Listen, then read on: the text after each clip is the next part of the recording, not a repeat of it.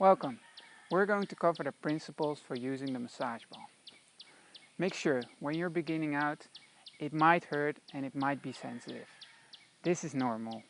You need to know the difference between real pain, where you're hurting your body, and pain where it's more like a sensitive sensation your body is experiencing. In most cases, when it hurts, it means you're doing the good thing. When you're massaging your muscles, you want to try to find the sensitive spots and the knots in your muscles. When you find a knot, you want to stay there for 20 or 30 seconds. In the end, the muscle knot might relieve and you're able to move on to the next area in your muscle. Sometimes it takes a little bit longer and the muscle knot might release over time. Just make sure when you're beginning out, you're starting slowly, keep breathing, and don't overdo it. Your muscles still need to rest. To begin out, once a day or before and after your training should do the trick.